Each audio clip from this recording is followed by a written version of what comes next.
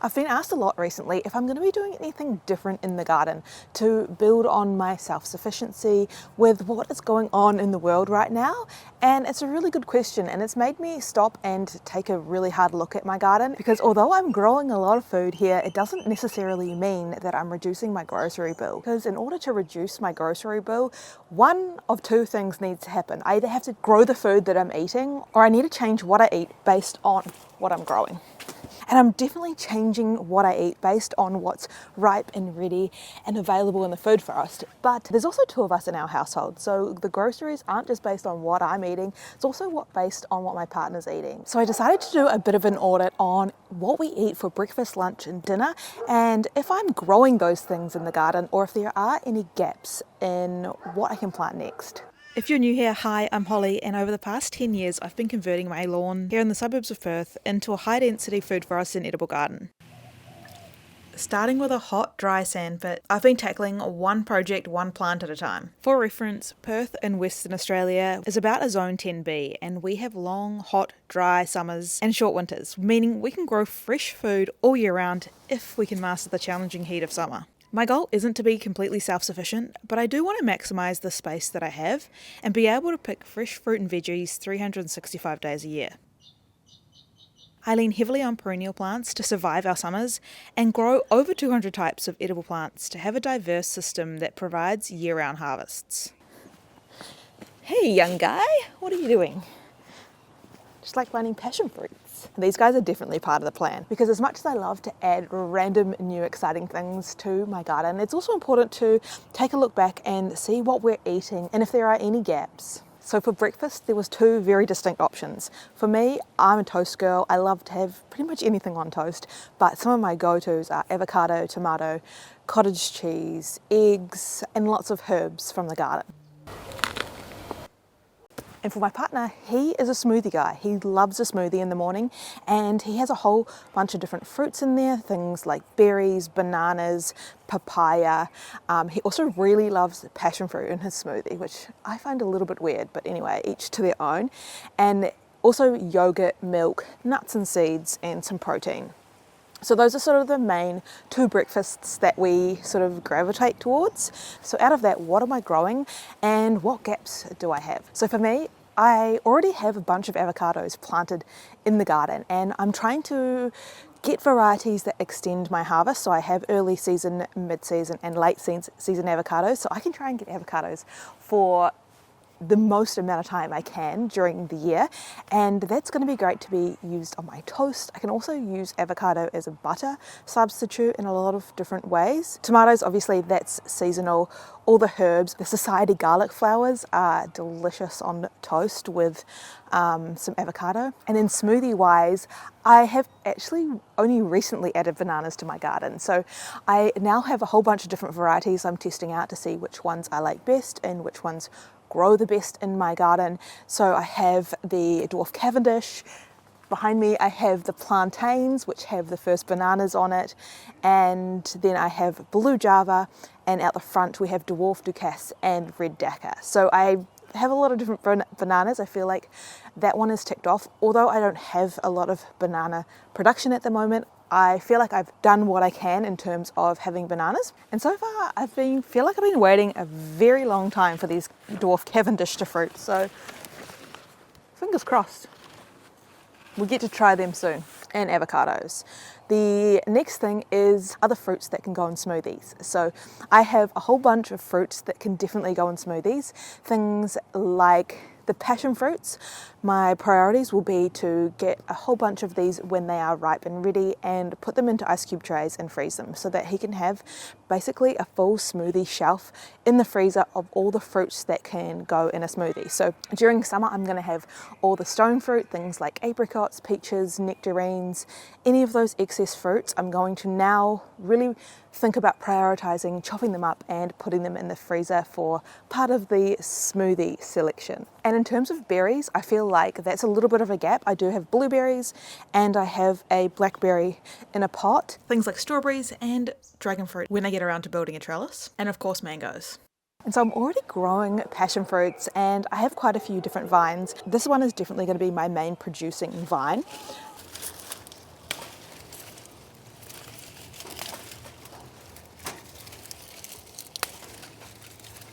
And in terms of smoothies, this plant is definitely going to be up there with one of the top contenders for being very productive.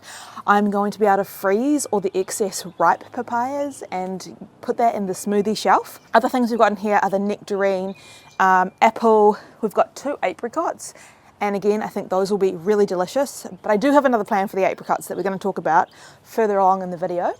Other things that I have in this garden are my kiwi berries and my kiwi fruit. So again, we're not short on fruit in this garden. That's definitely something I think I have pretty well sorted. Another thing that he likes to add in his smoothies is some sort of sweetener, and at the moment he's using dates or maple syrup to sweeten his smoothies, and I think part of that is probably the fruits that he's using aren't as sweet because they're store-bought. So if I can start utilizing a lot more of the fruits that I'm growing for smoothies, I feel like that's going to add a huge amount of natural sweetness.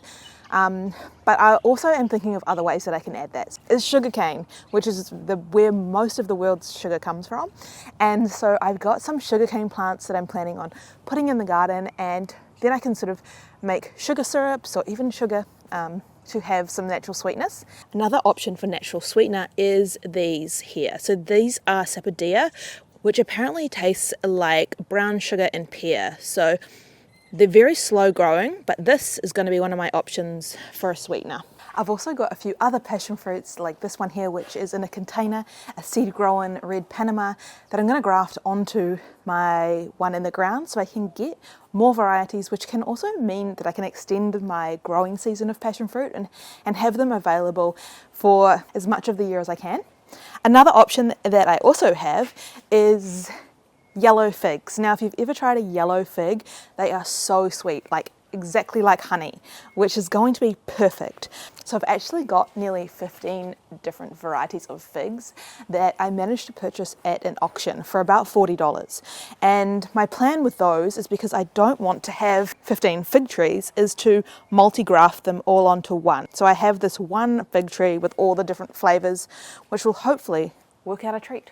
Next up we have lunch, and for lunches we tend to eat leftovers or salads. Salads and greens are probably one of the easiest things, and definitely something that I feel pretty well prepared for, because not only do I have all my annuals for salad greens, I've also got a lot of perennials that grow all year round to produce spinaches that I can use in soups and stews and stir fries and curries, just even as a side dish with some sauces.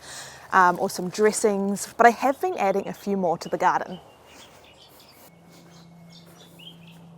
So throughout my garden I do have a lot of edible ground covers, and one of the edible ground covers I use is New Zealand spinach, and as you can see it's very lush and very productive. I'm never short of spinach. So between the New Zealand spinach, also sweet potato leaves, you can use those like a spinach. I've now also added longevity spinach to the mix to just add another option. So I now have longevity spinach popped in throughout different parts, because I'm hoping this is going to start taking up a little bit more of the gaps and I can fill them with greens. Another thing we love to use for lunches is wraps. So any of the leftovers from the night before, you can pretty much put anything in a wrap, and it's easy, it's delicious, and it's super quick. So that doesn't necessarily mean that I need anything extra to grow in the garden, but it is something that I'd love to experiment with. I have made wraps and like seaweed wraps out of spinach that were amazing, but there's so many other things that I'm growing in the garden that I could utilize and turn into wraps, as well as using basic flour, and also making my own flour from the garden, which is something that has been on my list for a long time, to utilize the Queensland arrowroots and the sweet potatoes to make my own flour and therefore make my own wraps. But wraps don't even need to be something that I make. They can just be utilizing some of my larger leafy greens in the garden to use as wraps. Now for dinners we like to have a mix of either fresh salad greens, so things like lettuces, radishes, carrots, cucumbers when they're in season, tomato when they're in season, although this tomato that I didn't plant, self-seeded, is absolutely cranking in the middle of winter. So healthy, just letting it do its thing. a lot of annuals, and then I mix in a few different perennials and herbs. So things like parsley and thyme, I use a lot of those in dressings, as well as mint for the salad dressing. And then other greens that we've got during winter, we've got our spinaches, then we also have got things like cabbages. A lot of these are annuals, so I would love to be able to incorporate more perennial greens. Papayas are going to be able to be used as that. Like I can use papayas in the salad as a carrot, or I can use them cooked in stir fries and curries and soups. But I would like to add a few more perennials to the mix in terms of veggies. And another part of our dinners is some sort of carbohydrate. So we eat sweet potato a lot, also potatoes, roast veggies, and if not, we'll add like rice or pasta. So I'm growing sweet potatoes, but definitely not on a large enough scale to be self-sufficient at all. It's definitely a minor thing. So potentially creating some garden beds that are more for a production in sweet potato rather than ground covers could be an option. I also want to ramp up my pumpkin growing again, because I used to have a dedicated pumpkin patch, but we sort of took that over and turned that into the driveway food for us, which now has the papaya, the apricots, the kiwi berries, apples, all those things. I don't have a dedicated pumpkin patch anymore, so that is something that I'm going to be focusing on this season, is where can I grow a really good crop of pumpkins, because pumpkins are something that have their own natural storage. You can save them to use throughout the year, and you can use pumpkins in a whole lot of different ways in the kitchen. Other root veggies that I love to cook and use are things like beetroots, radishes, carrots obviously. One thing I'm definitely lacking is more sources of protein from the garden. So we've got our pigeon peas, but I think I need a few more spots of those, because I'd love to be able to save them as a dried seed pod to be able to use more as a lentil, and experiment with that, and utilizing these to grow more beans and peas. So at the moment I had some beans, but they pretty much all got eaten. I've got a few left. But over here we've got the purple potted peas. So these are ones that I'm going to be able to save the peas from. I'm looking forward to trialing more of those out. So yeah, more protein types. Now snacks is another big one. We love a snack, and some of the things that we naturally tend to gravitate towards in terms of snacks are fresh fruit or dehydrated fruits. Now I like all the weird different fruits, and that's why I have so many different varieties of fruit here in my suburban gardens. I now have, I have 120 fruit trees, but I have a lot more varieties because some of my fruit trees are multi-grafted. Look, I really like variety, so I'm definitely not stopping there. So I plan on doing a lot of dehydrated fruits, and things like apricots are going to be one of those. Maybe even turning my grapes when I get them into like sultanas. But the other half of this is my partner, and he likes boring fruit. Even feijoas. He's one of those weird Kiwis that doesn't like feijoas. So he's not really that interested in all my weird fruits. Things that I've got growing like longans and custard apples and the star fruits. He likes an apple or a pear. So that's something that I've started to sort of incorporate more into my garden design, because as much as it's great having all these weird and wonderful fruits, I do also need to think about the things that he's actually going to eat. I mean, an apple is always useful. And behind the scenes, he's put in a lot of work getting my projects off the ground in a way that I never could. So it's only fair he gets to enjoy the fruits of his own labour. But of course, you didn't think I was just going to get any boring apple, did you? I've got 3 apples. This one here is the red-fleshed apple, so it's red inside. Now, I mean, these aren't very inspiring to look at right now because they just look like dead sticks. But this apple is a variety that doesn't need any pollination. So this is going to be one that's really good if something happens to the bees. It's still going to be able to produce fruit. And for pears, I've gone with nashi pears, and I've got 2 different varieties of those at the moment. And the goal isn't to be completely self-sufficient. There are so many things that I'm either not able to grow here, or I just don't really want to. Like, for example, I don't really want chickens, at least not here on this property. So eggs are something that I'm going to have to outsource. But really, my gardens have become so much more than self-sufficiency.